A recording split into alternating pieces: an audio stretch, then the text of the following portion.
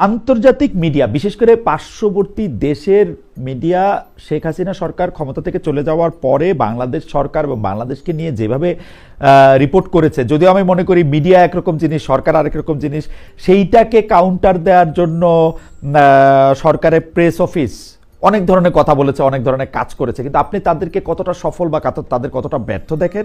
এবং মানে ভালো ভালো সাংবাদিকেরা, ভালো ভালো লোকেরাই এখানে আছেন, তারপরও তাদেরকে আমার যথেষ্ট পরিমাণে স্পিন ডক্টরই মনে হচ্ছে, মানে এবং স্পিন ডক্টর কথাটা নিশ্চয়ই খুব মানে মানে ভালো কথা না আর কি একজন এর জন্য। হয়তো ওনার চাকরির জন্য ভালো, আমিও সরকার প্রধান হলে হয়তো শফিক ভাইকেই প্রেস সচিব চাইতাম, মানে প্রেস সচিব বলে কি করতে হবে সেটা উনি ভালো দেখায়। কিন্তু এটা ঠিক আছে কিনা, আপনি কি মনে করেন দীপু ভাই? আমি একটু সাবির ভাইয়ের কাছে একটু জানতে চাইবো যে অনেকগুলো ক্ষেত্রে যে প্রেসার না মব না প্রেসার গ্রুপ অমুক তমুক, না এগুলি তো একেবারে মানে যে বালখিল্য একটা আচরণ হয়েছে এই সমস্ত বক্তব্য দিয়ে। এবং ভারতের যেই দেখেন, এটা তো সত্য, বাংলাদেশের এই রাজনৈতিক পট পরিবর্তন মানে এটা একটা ভারতও মনে করছে যে এটা তাদের একটা পরাজয়। এবং শেখ হাসিনার ব্যাপারে, বাংলাদেশের ব্যাপারে তাদের যে নীতিটা, এটা একটা কমন নীতি, সরকার বিরোধী দল মিলেই কিন্তু তাদের একটা ঐক্যবদ্ধ একটা নীতি, এবং তারা মানে জয়েন্টলি মনে করে যে তাদের একটা পরাজয় হয়েছে। তো তার এই যে সরকারের ভিউজটা, কিন্তু দেখেন প্রথম দিকে কিন্তু তারা আন্দোলনকে সাপোর্ট করছে, তাদের মিডিয়া গুলো শুধু না, ইভেন পাবলিকও রাস্তায় নেমে আন্দোলনে মানে সাপোর্ট করছে। কিন্তু যখনই নাকি শেখ হাসিনা দিল্লিতে পালা গেল, তারপরেই কিন্তু ঘুরে গেল। এবং যখন নাকি ভারত তাকে মানে শেখ হাসিনাকে ফোন করলো, তখন কিন্তু মিডিয়ার চেহারাগুলো আবার পাল্টে গেল। এখন এইটার মানে এইটাকে আপনি কাউন্টার করতে গেলে আপনাকে তো সেই যুক্তিসঙ্গত ভাবে আপনাকে প্রেজেন্ট করতে হবে। এখন আপনি ওইটার বিপরীতে আপনি এমন এমন সব কথাবার্তাগুলি বলতেছেন, সেগুলি তো খুব হাস্যকর হয়ে যাচ্ছে। সুতরাং আপনাকে যুক্তিসঙ্গত ভাবে কিন্তু আপনাকে তাদের যে যুক্তিগুলো, তাদের যে বক্তব্যগুলো, সেইগুলিকে আপনি যদি কাউন্টার না দেন, তাহলে তো জিনিসটা হাস্যকর হয়ে যাচ্ছে। যেমন মবকে মব বলতে হবে, কারণ আপনি মানে মবের কেন বলা হচ্ছে? মবের কারণে বাংলাদেশে 100টা মাজার, দরগা শরীফ ধ্বংস হয়েছে, এটা কি মব না? নুরাল পাগলার যে লাশ আপনার কবর থেকে তুলে যে পুরানো হলো, এটা কি মব না? তারপরে এই যে আপনার ভালুকাতে যে দীপুচন্দ্র দাসকে, এটা কি মব না? এগুলিকে যদি আপনি না বলেন, এটাকে মানে এটাকেই তো বলা হচ্ছে মব। প্রথম আলো, ডেইলি স্টার কি মব বলা হচ্ছে? আপনি এখন এটাকে প্রেসার গ্রুপটা কোথায়?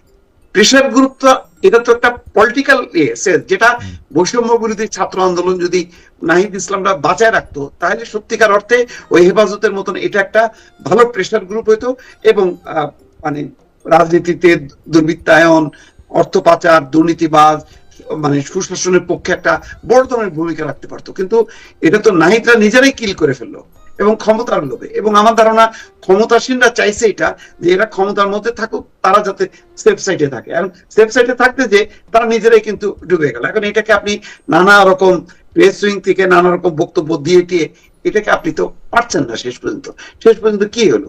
নেতৃত্বের শূন্যতা, ইউনূস সরকার যে ফেল করলো, এটা দিনকে দিন আরো স্পষ্ট হলো।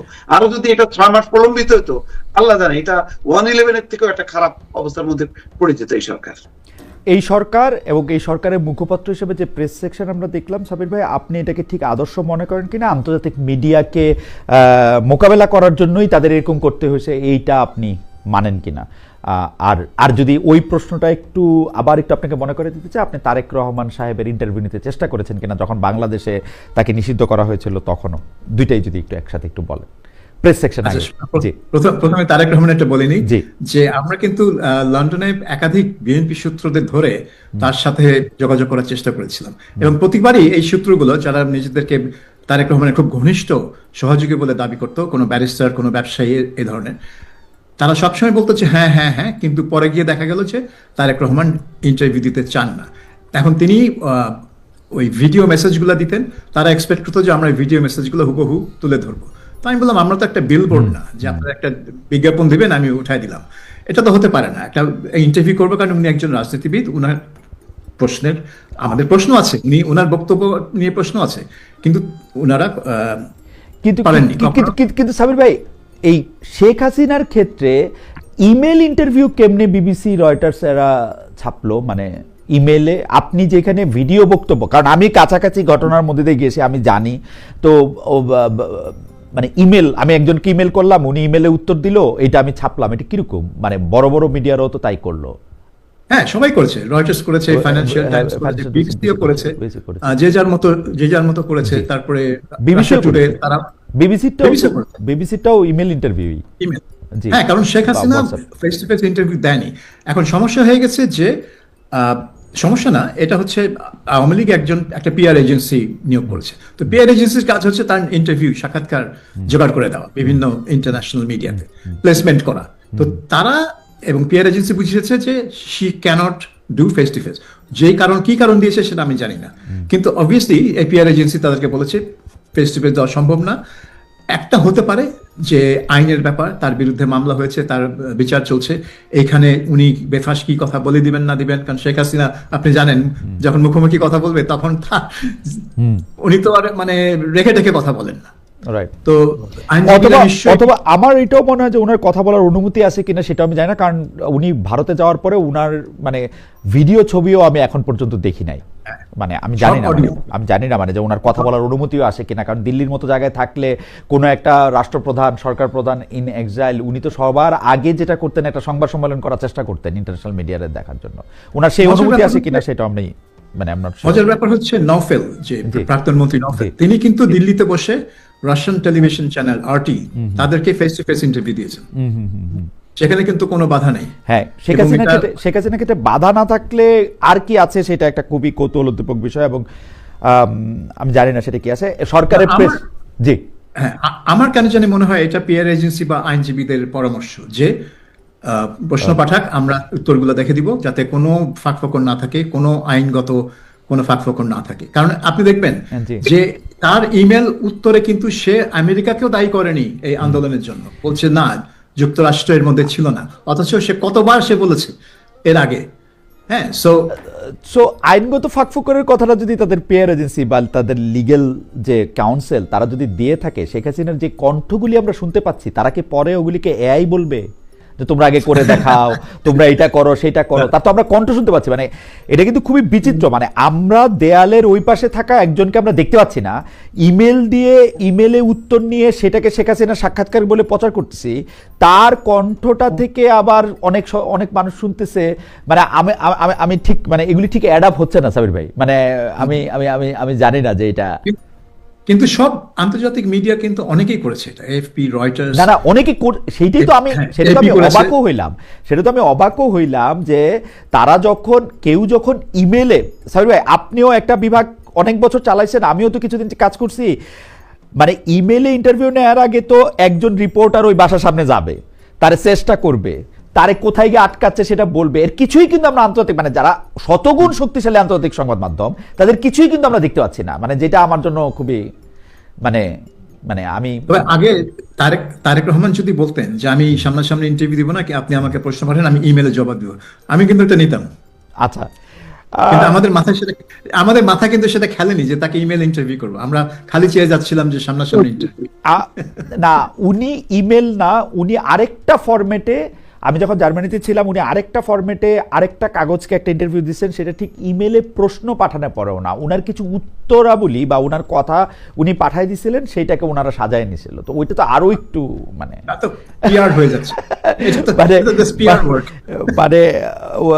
হাওয়েভার সরকারের প্রেস অফিস, এই সরকারের প্রেস অফিস এবং আন্তর্জাতিক মিডিয়াকে মোকাবেলা ওই জায়গা থেকে যদি একটু বলেন যে তারা উদাহরণ হয়ে থাকবেন কিনা। এই সরকারের প্রেস অফিস তো বলতে গেলে একটা অভূতপূর্ব ঘটনা, কারণ বাংলাদেশে অতীতে কোনো প্রধানমন্ত্রী বা যে সবারই প্রেস টিম ছিল, কিন্তু কোনো প্রেস টিম এইভাবে কাজ করেনি যে তাদের হাতে সব তথ্য তাদের হাত দিয়ে যাচ্ছে এবং সরকারের সব তথ্য তারা মিটিং করে প্রেস কনফারেন্স করে মিডিয়াকে জানাচ্ছে, এবং প্রেস সচিব নিজে তখন বিভিন্ন বিষয়ে বিভিন্ন মতামত দিচ্ছেন এবং মাঝে মধ্যে বেশ বাজে ভাষায় তার মতামত দিচ্ছেন। যেমন তিনি যখন ইংরেজিতে লেখেন আওয়ামী লীগকে সবসময় BAL লেখেন, মানে বাল আর কি। তো এটা তো উনি জানেন উনি এটা কেন করছেন, উনি একটা গালি দিচ্ছেন আর কি। তো একজন সরকারি কর্মচারীকে এভাবে একটা রাজনৈতিক দলের বিরুদ্ধে গালি দেওয়াটা এটা মানে দৃষ্টিকটু বলা যেতে পারে, বাট তিনি সেটা করেছেন, আরো অনেক কিছু করেছেন। তো এত অ্যাক্টিভ প্রেস অফিস কিন্তু বাংলাদেশের ইতিহাসে আর কোন প্রধানমন্ত্রী বা প্রেসিডেন্টের ছিল না। সেই জন্য মানুষ এটাকে মানে দেখে একটা চমকপ্রদ হয়েছে, এবং তিনি একজন মিডিয়া স্টার হয়ে গেছেন, নিজেই সেলিব্রিটি হয়ে গেছেন। সো ওইটা কতদূর কাজে দিয়েছে আমি বলবো যে উনি এই কাজটা করতে গিয়ে, ওই স্পিন করতে গিয়ে, উনি তো বড় স্পিন ডক্টর, তো ওই স্পিন করতে গিয়ে এত বেশি স্পিন করে ফেলেছেন মাঝে মাঝে যে তার কথাবার্তার মানে সততা নিয়ে অনেকের মনে প্রশ্ন জন্মেছে। এবং তিনি যখন মতামত দিতেন বা বলতেন যে এটা হবে, ওইটা হতে যাচ্ছে, অনেকেই সন্দেহ পোষণ করতেন যে এটা আদৌ হবে কিনা। যেরকম ব্রিটেনে এসে তিনি বলে বসলেন সাংবাদিকদের যে ও কিয়ার স্টারমারের সাথে এখনো দেখা হচ্ছে না, কারণ কিয়ার স্টারমার কানাডায় আছেন সম্ভবত। কিয়ার স্টারমার তখন লন্ডনে বসা, কানাডা যাওয়ার কোনো পরিকল্পনাই তার নেই সেই মানে দুই দিন যেদিন। কিন্তু তিনি বলে বসলেন, কেন বলতে গেলেন? ব্রিটিশ প্রধানমন্ত্রী কোথায় আছেন সেটা বাংলাদেশের সরকারের প্রেস সচিব কেন বলতে যাবে? এটা তো বলবে ডাউনিং স্ট্রিটের স্পোকসম্যান। এবং প্রতিটা বিদেশ সফর, আমি যদি বলি অধিকাংশ বিদেশ সফরের কারণ সম্পর্কে আমাদের সরকার, আমাদের প্রেস, আপনি ভালো বলতে পারবেন যে মানে ওনারা খুবই লুকাইছেন কিছু ক্ষেত্রে সেটাকে আরো মানে যতটা না তার চেয়ে অনেক গুণ বেশি ফুলায় ফাঁপায় তারা দেখাইতে চাইছেন। স্পিনিং মানে ওদের কাজই ছিল স্পিন করা। সরকার যদি সাফল্য 10 হয় তারা ওনারা এটাকে স্পিন করে 100 দেখাতো, বা যদি এটা ব্যর্থতা হয় সেটাকে সামহাও একটা স্পিন করে দেখাতো যে না ওইটা আসলে আমাদের উদ্দেশ্য ছিলই না। হ্যাঁ, কিয়ার স্টারমারের সাথে দেখা করার কোনো প্ল্যানই ছিল না আমাদের। কে কিয়ার স্টারমার? হ্যাঁ, তো কিন্তু দেখা হয়ে গেলে বলতো যে মানে প্রফেসর ইউনুসকে সাক্ষাৎ করার জন্য বিশ্ব নেতারা দাঁড়িয়ে আছেন। কিন্তু আপনি দেখেন এই মানে 1.5 বছরে কিন্তু বড় বিশ্ব কোনো নেতা বাংলাদেশে আসেনি। ওই মালয়েশিয়ার প্রধানমন্ত্রী এসেছিলেন আনোয়ার ইব্রাহিম, আর কেউ কিন্তু আসেননি। ভুটানের প্রধানমন্ত্রী এসেছিলেন, তাকে ঠিক বিশ্ব নেতা বলা যায় না। সো মানে এবং ডক্টর ইউনুস বিভিন্ন অনুষ্ঠানে গেছেন, সেমিনার, কনফারেন্স, যেখানে হয়তো সরকার প্রধানের যাওয়ার কথা না, ইনফ্যাক্ট যাওয়ার কথাই না, কারণ অন্যান্য দেশের সরকার প্রধানরা অনেকগুলো ছিলেন না, কিন্তু তিনি গেছেন। গিয়ে কিন্তু অনেকটা তার নিজের কাজ করেছেন। ওই 3-0 থিওরি পুশ করেছেন, বা ওই এনজিও কমিউনিটির যেসব কথাবার্তা সেগুলো করেছেন। মানে অর্থাৎ ইউনুস সেন্টারের প্রধান হিসেবে তিনি যে কাজ করতেন, যে সফরগুলো করতেন, যে অনুষ্ঠানগুলো অ্যাটেন্ড করতেন, ঠিক সেই কাজই তিনি করে গেছেন চিফ অ্যাডভাইজার হিসেবে। কিন্তু এটা বাংলাদেশের সরকারি খরচে আর কি। আগে হয়তো করতেন অন্য সোর্সের খরচে, এইগুলো হয়েছে সরকারি খরচে। আপনি হাতে গোনা কয়েকটা সফর পাবেন যেগুলো আসলে একেবারে বাংলাদেশের সরকারি কাজের সাথে যুক্ত, যেমন জাতিসংঘে অ্যাটেন্ড করা, চীনে যাওয়া যেখানে শি জিনপিং এর সাথে একটা বৈঠক হয়েছে তার, সেগুলো বিমস্টেক কনফারেন্স অ্যাটেন্ড করা, এরকম 4-5টা পাবেন যেটা আর কি একেবারে সরকারি। কিন্তু অনেক কনফারেন্স দেখলাম যে এগুলা এনজিও মার্কা কনফারেন্স, যেখানে অন্য কোনো বিশ্ব নেতা উপস্থিত নাই। মানে আমি ডক্টর মোহাম্মদ ইউনূসকে যেরকম দেখেছি, উনি কিন্তু নিজেকে একজন বিশ্ব নাগরিক মনে করেন, মানে বলেন না, আমার কাছে মনে হয়েছে যে উনি বিশ্ব নাগরিক মনে করেন, ওরা পুরো দুনিয়ার জন্য কিছু করতে চান, এইটাই বোধহয় উনার মাথায় থাকে। আমার কাছে মনে হয় বাংলাদেশের চেয়েও দুনিয়াটা বেশি উনার মাথায় থাকে বলে আমার ধারণা আর কি। উনি হয়তো একটা দেশের সরকার প্রধান হয়েছেন, কিন্তু উনি বিশ্বের জন্যই কিছু করতে চান বলে আমার কাছে মনে হয়। সেই জন্য এই চেয়ারটা তার কাছে খুব বেশি, আমার মনে হয়, আমি জানি না যে এরকমই হয় কিনা। আমি আসছি আপনার কাছে সাবির ভাই, আমি একটু দীপু ভাইয়ের কাছে আসছি। দীপু ভাই, তারেক সাহেবের কথা আবার একটু ফিরে আসি। উনি এসে মার্টিন লুথার কিংকে স্মরণও করলেন, তার অনুসরণে আই হ্যাভ এ ড্রিমের জায়গায় আই হ্যাভ এ প্ল্যান বললেন। এখন তার যে পরিকল্পনা থাকার কথা বলতেছেন, তো সেইটাকে আপনি আসলে কিভাবে বিশ্লেষণ করেন? আমার কাছে আমাকে যদি আপনি বলেন, আমার কাছে কিন্তু ভালো লেগেছে কেউ যখন কারো পরিকল্পনার কথা বলে, আই হ্যাভ এ প্ল্যান বলে, আমার কাছে কিন্তু ভালো লাগে। কিন্তু সমালোচনার জায়গাটা হচ্ছে এই যে তিনি কি একটা নির্দিষ্ট চেয়ারে উনাকে দেখতে পাচ্ছেন বলে এটা বলতেছেন, মানে সামনে যে আমরা 12 তারিখে যেটা দেখবো সেটা কি অনেকটাই আসলে নির্ধারিত, এরকম ভাবতেছেন নাকি এরকম ভাবাটা ঠিকই আছে? আপনার কাছে কি মনে হয় আই হ্যাভ এ প্ল্যানটা আপনি কিভাবে দেখতেছেন?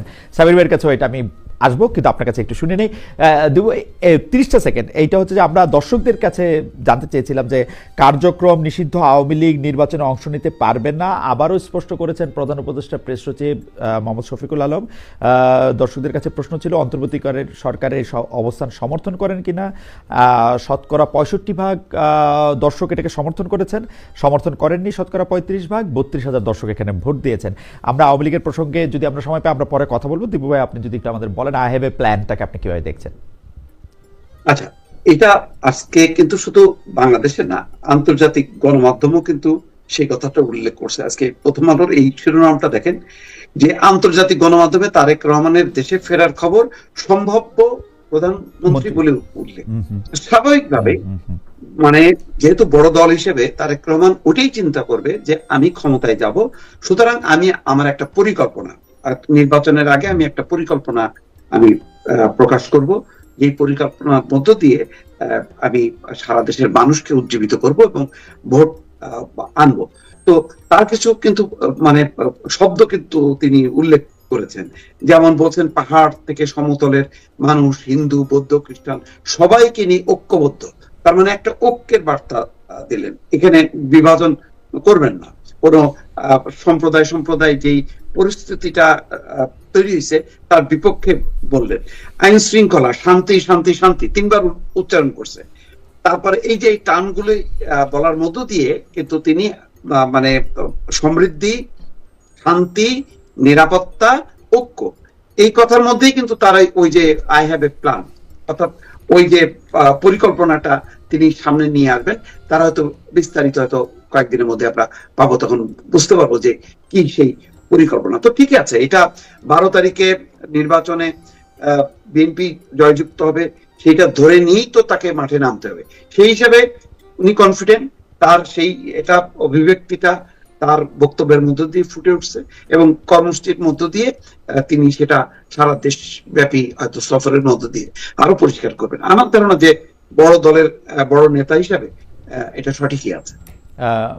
সাবির ভাই, আপনি কি মনে করেন আই হ্যাভ এ প্ল্যানটাকে আপনি কিভাবে দেখছেন? আমি এটা দেখছি তারেক রহমানের 17 বছর পশ্চিম দেশে থাকার ফসল। কারণ পশ্চিমা দেশগুলোতে পলিটিক্স যখন করে তাদেরকে কিন্তু জনগণকে দেখাতে হয় যে তারা কনফিডেন্ট, তাদের একটা প্ল্যান আছে, তারা জানে তারা কি করবে, পার্টির প্ল্যান আছে, এবং তারা প্ল্যানটাকে ব্যাখ্যা করতে হয় তাদেরকে যে এই পরিকল্পনা কিভাবে ফাইন্যান্সড হবে, কোথা থেকে টাকা আসবে। সো এই প্ল্যান থাকা এবং কনফিডেন্টলি বলা যে আমার কাছে প্ল্যান আছে, কিন্তু আমার হাতে একটা পরিকল্পনা আছে, এইটা হচ্ছে পশ্চিমা রাজনীতির একটা ছাপ তার উপরে আমি দেখলাম। যে এটা বাংলাদেশে কিন্তু লোকজন একটু কাঁচুমাচু থাকে, একটু অ্যাপোলজেটিক থাকে, না না না আমি বেশি ক্ষমতার লোভ দেখাতে চাই না। তো পশ্চিমা বিশ্বাসে ক্ষমতার লোভ যদি না থাকে তাহলে তুই এটা পলিটিক্স করিস কেন? হ্যাঁ, অবশ্যই পলিটিক্স করি ক্ষমতায় যাওয়ার জন্য, তাহলে কেন আমি বলবো না যে আমার এই পরিকল্পনা আছে, তুমি এই পরিকল্পনা নাও, হ্যাঁ নাও, আমাকে ভোট দাও, আমি গিয়ে এই পরিকল্পনা বাস্তবায়ন করব। তো তারেক রহমান সেটা করছে, এবং মোস্তফা ফিরোজ দীপু যেভাবে ব্যাখ্যাটা করলেন যে তিনি বাংলাদেশের যে অবস্থা সেটাকে একটা চিত্র ধরে বললেন যে আমি শান্তি চাই, আমি সমৃদ্ধি চাই, আমি ঐক্য চাই, এবং আমি একটা প্ল্যান আছে। অর্থাৎ সেই প্ল্যানে থাকবে কি করে বাংলাদেশকে একটা দেশ হিসেবে ট্রিট করবেন তিনি, এবং এখানে কোনো বিভাজন রাখবেন না, এবং যেভাবে সমৃদ্ধ করবেন সারা দেশকে সেটার একটা প্ল্যান আমরা ধরে নিতে পারি যে এইটাই তার লক্ষ্য, এবং এইটা তিনি বলেছেন। এবং মার্টিন লুথার কিংকে কোট করাটা ভালো ছিল, কিন্তু যেহেতু তিনি একবার বলে ফেললেন যে তাকে চেনেন নাকি, এটা না করলেও পারতেন, ওটা একটু হালকা করে দিল জিনিসটাকে। এটা তো আমজনতাকে আসলে করছে না, ধরে নেওয়া উচিত ছিল যে সবাই চেনে, মার্টিন লুথার কিংকে চিনবে না কেন? So I have a dream.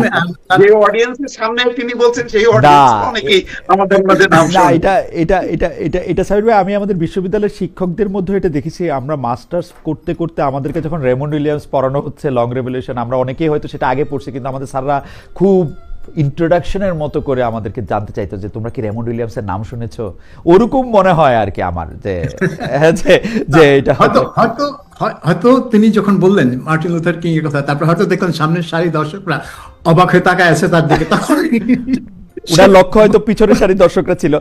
আমি আজকে এই প্রসঙ্গটা আমি আসলে সাবির ভাইকে দিয়ে শুরু করতে চাই, দীপু ভাইয়ের কাছে একটু পরে আসতে চাই। সাবির ভাই, এই যে আওয়ামী লীগের নির্বাচন থেকে পেছনে রাখা, যেখানে আমাদের দর্শকরাও শতকরা 65% মনে করছেন যে ঠিকই আছে, তাদেরকে নির্বাচনের বাইরেই রাখতে হবে জনাব শফিকুল আলমের এই দাবির সঙ্গে ঠিক আছে না, এটার প্রসঙ্গে আপনি আসলে কি মনে করেন? আওয়ামী লীগের পাশাপাশি আরও কিছু দল নিষিদ্ধ করা উচিত কিনা, যেমন জাতীয় পার্টি, তারপর হচ্ছে সিপিবির কথাও একবার হয়েছে, পরে আবার সিপিবিকে বাদ দেওয়া হচ্ছে।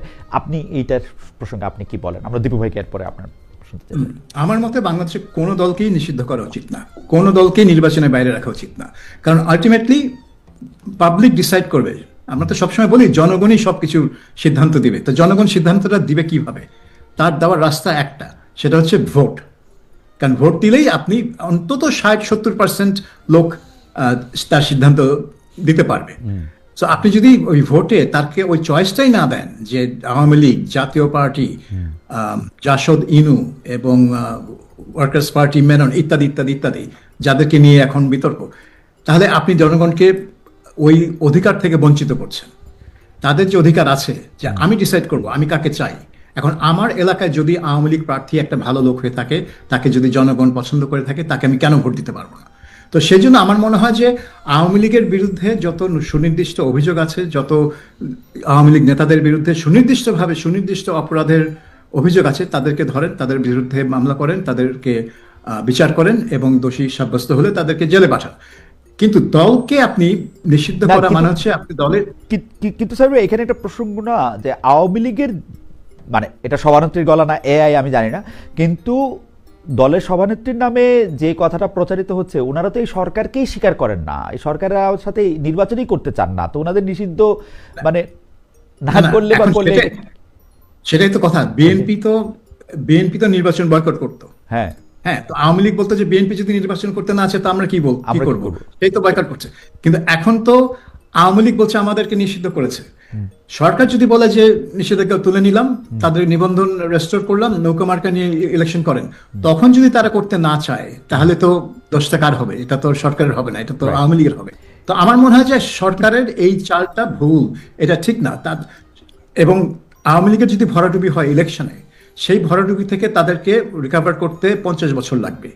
কিন্তু এখন কিন্তু আওয়ামী লীগ একটা আস্তে আস্তে একটা ভিকটিম সেজে যাচ্ছে যে আমাদেরকে নিপীড়ন করা হচ্ছে, আমাদেরকে নিষিদ্ধ করা হচ্ছে, আমরা আন্ডারগ্রাউন্ডে চলে গেছি। জাস্ট একটু দ্রুত প্রশ্ন, অনেকে যে বলতেছে যে দল হিসাবে আওয়ামী লীগের কিছু পাপ রয়েছে, কারণ তারা দলের মানে এই যে 3টা নির্বাচন বাজাই করে করা, আইন শৃঙ্খলা পরিস্থিতি যে গুম করা, খুন করা, মানুষকে এগুলি করা, অত্যাচার করা, দল হিসেবে তো তারা কোনো প্রতিবাদ করে নাই, তাদের কি দল হিসেবে কোনো শাস্তি হবে না? এটাও একটা প্রশ্ন মানুষের মনে। না, দল হিসেবে তো প্রতিবাদ করেনি। এখন আপনি বলেন যখন র্যাব গঠন করলো খালেদা জিয়া 2004 সালে এবং র্যাব একের পর এক বিচার বহির্ভূত হত্যাকাণ্ড চালা গেল, দল হিসেবে কি বিএনপি প্রতিবাদ করেছে? করেনি। কারণ কি? এটা সরকারের সিদ্ধান্ত, বিএনপি সরকারে করেনি। তার জন্য তো বিএনপিকে দল হিসেবে তো বিচার করা যায় না। ওই শেখ খালেদা জিয়ার আমলে যে 104 মনে হয় লোককে মারা হয়েছিল র্যাবের অভিযানে, ক্রস ফায়ার, তো সেগুলোর জন্য তো কারো বিচার হয়নি, তো দলের বিচার হবে কেন? কিন্তু এখন কেন শুধু একটা দলের বিচারের প্রসঙ্গ উঠেছে? আপনি অনেক হত্যাকাণ্ডের তথ্য পেয়েছেন, আপনি জানেন যে কারা এর মধ্যে ইনভলভ ছিল, কারা হয়তো আদেশ দিয়েছিল।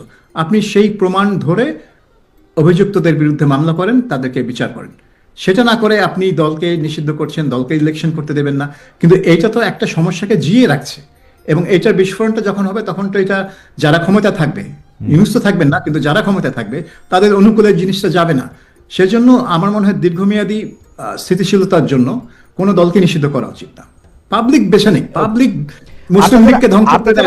আমি মনে করি যে আওয়ামী লীগের নেতৃবৃন্দ বা যারা ক্ষমতায় ছিলেন তাদের কারণে কিন্তু আওয়ামী লীগের যারা সাধারণ সমর্থক তারা সবচেয়ে বেশি কষ্ট পাওয়ার কথা, কারণ তাদেরকে ছেড়ে তাদের নেত্রীরা চলে গেছেন বিদেশে, তারাই তো এখন মজলুম, যদি মজলুম হন, এবং তাদের নেতা নেত্রীর কারণে যারা এখন বিদেশে আরাম করে আছেন। যাই হোক, আমি একটু দীপু ভাই আপনার মন্তব্য একটু শুনতে চাই আওয়ামী লীগ বা অন্যান্য রাজনৈতিক দলের নিষিদ্ধ প্রশ্নটা যেটা আমরা দর্শকদের করেছিলাম সেটার ব্যাপারে আপনাদের মন্তব্য, আপনার মন্তব্য। না, অন্যান্য দলের ব্যাপারটা আলাদা, অন্যান্য দলকে এখানে যুক্ত করাই ঠিক না। কিন্তু আওয়ামী লীগের ব্যাপারে আমার একটা অবজারভেশন আছে, সেটা হলো যে আওয়ামী লীগ যে ঘটনায় মানে ক্ষমতাচ্যুত হলো বা পতন ঘটলো, এটা কিন্তু শুধুমাত্র গণহত্যা আছে, দুর্নীতি আছে, এই কারণে তাদেরকে নিষিদ্ধ, বিষয়টা তা না। ধরেন মুক্তিযুদ্ধের পরে আপনি জামাত ইসলাম মানে নির্বাচন, আচ্ছা ঠিক আছে, জামাত ইসলাম যুদ্ধাপরাধ করছে, তা ঠিক আছে, আচ্ছা তারাও নির্বাচনে অংশগ্রহণ করে। ভাই 10টা সেকেন্ড, আমি একটু সাবির ভাইয়ের বক্তব্যের প্রেক্ষিতে আমাদের একজন দর্শক, ওনার নাম শফিউল কালাম সজীব, উনি বলছেন যে সরি সোহেল আহমেদ, ওনার নাম সোহেল আহমেদ, উনি বলছেন যে দল হিসেবে বিচার করা জরুরি। তারা দল হিসেবে 3টি নির্বাচন অবৈধভাবে নিজ নৈতিকতা ছাড়া করেছে। যদি ভালো নির্বাচন হতো তাহলে দলের বিচার আসতো না। ক্রস ফায়ার এক জিনিস আর নির্বাচন আরেক জিনিস। আমরা যখন সাবির ভাইয়ের কাছে ফিরবো, সাবির ভাই নিশ্চয়ই এটা হয়তো একটু দেখবেন। দিদি ভাই আপনি বলছিলেন ক্রস ফায়ার, আমি বলছি যে এই অ্যারেঞ্জমেন্টটা আওয়ামী লীগের সঙ্গে আওয়ামী লীগ নিজে একটা সমাধান দিতে পারতো, যদি নেতৃত্ব তারা ছেড়ে দিয়ে একটা অন্য নেতৃত্বের হাতে যদি দিত, তাহলে হয়তো মানুষ মনে করতো যে না ঠিক আছে, আওয়ামী লীগের মধ্যে মনে হয় বোধোদয় হয়েছে, ঠিক আছে এই আওয়ামী লীগকে সুযোগ দেওয়া হোক। কিন্তু আওয়ামী লীগের এই প্রধানকে, আওয়ামী লীগের প্রধান হচ্ছে যে মৃত্যুদণ্ডপ্রাপ্ত বা পালিয়ে আছে, ক্ষমতাচ্যুত হয়েছে, তো সেই দলকে কি আর 10টা মানে দলের মতন বিচার করা হবে কিনা? জাতীয় পার্টি আর আওয়ামী লীগ কে এক, বা ওয়ার্কার্স পার্টি ইনু তাদের দল আর আওয়ামী লীগ কে এক? ক্ষমতার পুরোটাই তো নিয়ন্ত্রণ করছে সে। তত্ত্বাবধায়ক সরকার ব্যবস্থা হত্যা করা, এই 3টা জালজালিয়াতি নির্বাচন করে ক্ষমতায় থাকা, ফলে এই দলটার সাথে আসলে একটা অন্যভাবে একটা অ্যারেঞ্জমেন্ট করার দরকার ছিল। আমি নিষিদ্ধটাও সমর্থন করছি না, কিন্তু তাহলে গণঅভ্যুত্থানটা হলো কি, মানে লাভটা কি হলো? মানে গণঅভ্যুত্থানের পরে এইরকম পদচ্যুত হওয়ার পরে আবার সে আবার নির্বাচনের মানে সুযোগ নিয়ে এসে চলে আসবে, তাহলে বিচারটা হলো কোথায়? মানে তার মানে কি বলে মেসেজটা কি গেল? বা পাবলিক তার পার্থক্যটা বুঝলো না। পার্থক্য আচ্ছা ঠিক আছে পাবলিক দিচ্ছে, তাহলে আমরা জামাত ইসলামের ব্যাপারে আমরা মুক্তিযুদ্ধের পর থেকে কেন এরকম নেগেটিভ থাকলাম, তাদেরকেও আমরা এগ্রি করতাম, তার বিচারটা করলাম কেন এত 52 বছর পরে? বিচার যেহেতু আগে হয়নি, তাহলে সেটা তাদেরকেও ফ্রি করে দেওয়া উচিত ছিল। তো এরকম আসলে বিষয়টা একটু আরো আমার ধারণা যে পর্যালোচনা করে এটার ব্যাপারে সিদ্ধান্ত নেওয়া দরকার ছিল। গভর্নমেন্ট তো একেবারে মানে খুব ব্রুটালি একটা সিদ্ধান্ত নিয়েছে, এটা আরো রাজনৈতিক স্পর্শকাতর, আরো আলাপ আলোচনার মধ্য দিয়ে আমার কিন্তু মনে পড়ে ডক্টর মোহাম্মদ ইউনূস আন্তর্জাতিক গণমাধ্যমে সাক্ষাৎকার দিয়ে বলছিলেন যে এই সরকার আসলে কোনো দলকে নিষিদ্ধ করার পথে হাঁটতে চায় না। আমার মানে আমার সামনে লেখাটা নাই, কিন্তু আমার এরকমই মনে পড়তেছে, কোটটা মানে অনুবাদটা অনেকটা ওরকমই ছিল, যে কোনো দলকে নিষিদ্ধ করার দায় বা রেসপন্সিবিলিটি বা কোনো এটা এই সরকার তার সরকার নিতে চায় না, কিন্তু দল নিষিদ্ধ হয়নি। জি, তার সরকার নিতে চায় না। এখানে আমি একটা কথা বলি, এরশাদ সাহেব কিন্তু দণ্ডপ্রাপ্ত হয়েও নির্বাচন করতে পেরেছেন জেলখানায় বসে, এবং তিনি 5টা সিটে জয়লাভ করেছেন। তার দল 35টা সিট জয়লাভ করেছিল 91 ইলেকশনে। গণঅভ্যুত্থানের ফলে মানে কোন অপরাধে কিন্তু আমার কাছে মনে হয় যে দীপু ভাইয়ের বলাটারে যদি আমি একটু সেকেন্ড করতে চাই এরকম করে, যে এরশাদ সাহেবের বিরুদ্ধে পুরো উনার রাজনৈতিক জীবনটারে নিয়েই আসলে প্রশ্ন ছিল। গণহত্যার বা মানুষকে 1-1.5 মাস ধরে গুলি করে মাইরা ফেলানোর অভিযোগও যেমন ছিল না, তারপরে আবার ওই অভিযোগও ছিল না যে উনি অনেক গুম করছে, অনেক হত্যা করছে, ওরকম অভিযোগও আমি দেখি নাই। বা 3টা নির্বাচন খারাপ করছে, 2টা করছে বোধহয় খারাপ, তো ওই 2টা বোধহয় খারাপ করছে। তো মনে হয় যে 2টা এরশাদ বিচার মানে আইন বহির্ভূত ভাবে ক্ষমতা দখল করছে,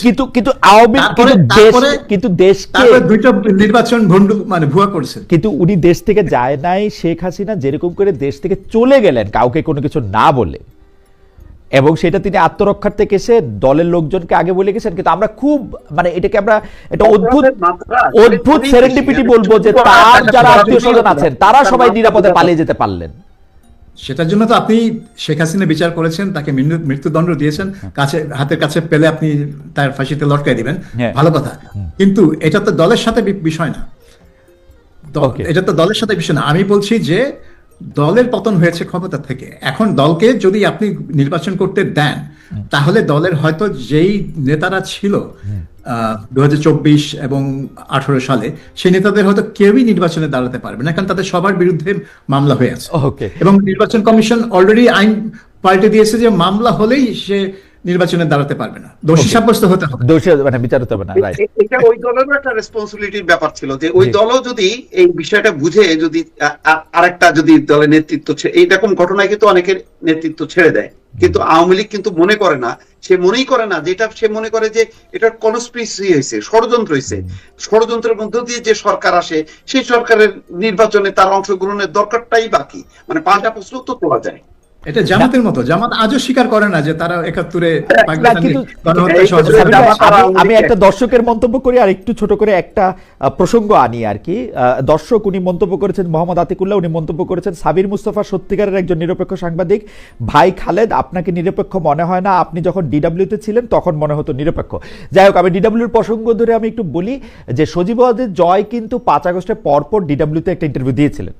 সেই ইন্টারভিউতে তিনি বলেছিলেন না ডিডব্লিউর ইন্টারভিউতে নাকি তার আরেকটা ইন্টারভিউতে, আমি এই মুহূর্তে ভুলে গেলাম, যে তিনি কিন্তু সেখানে বলেছিলেন যে তারা রাজনীতিতে করবেন না, তার মা আসলে এখন আর রাজনীতি থেকে দূরে থাকবেন, আওয়ামী লীগের কি হবে, বাংলাদেশে কি হবে তারা তা জানেন না। যেটা দীপু ভাই বলতেছেন যে এরকম একটা, এটা তো এক ধরনের ডিফিটটাকে কনসিড করা, এইটা থেকে কেন মানে আওয়ামী লীগ বাইরে হয়ে আসলো, বা আওয়ামী লীগ কেন এটা স্বীকার করে না যে এটা তার নেতৃত্বের পরাজয়? এইটা কি মনে হয়, এটা যদি আপনি একটু বলতেন সাবির ভাই, যে এইটা কি মনে হয়? যেটা খুব ইন্টারেস্টিং, কয়েক মাস আগে আমি লন্ডনে কয়েকজন ফর্মার আওয়ামী লীগ মন্ত্রী এমপির সাথে মানে দেখা হয়েছিল লন্ডনে। এরা সব কিন্তু এখানে মানে পলাতক ছিলেন, এবং তাদেরকে কিন্তু আমি ওই কথাটাই বলেছিলাম যে আপনারা এই 15 বছর কিন্তু ধারাবাহিকভাবে ভুল সিদ্ধান্ত দিয়েছেন, এবং প্রতিটা ভুল সিদ্ধান্তের জন্য পাবলিক কিন্তু আপনাদের উপর ক্ষিপ্ত হয়েছে, এবং সেই ক্ষোভটা তারা পুষেছে। ওইটা তারা বহিঃপ্রকাশ করতে পারেনি, কারণ নির্বাচন আপনারা ভণ্ডুল করে দিয়েছেন। এই ক্ষোভ ইউজুয়ালি মানে বহিঃপ্রকাশ ঘটে ভোটে, কিন্তু আপনি তাদেরকে ভোট দিতে দিচ্ছেন না, আপনি তত্ত্বাবধায়ক সরকার বাতিল করে দিচ্ছেন। ক্ষোভটা পঞ্জীভূত হতে হতে 24 সালে সেই বিস্ফোরণটা হলো।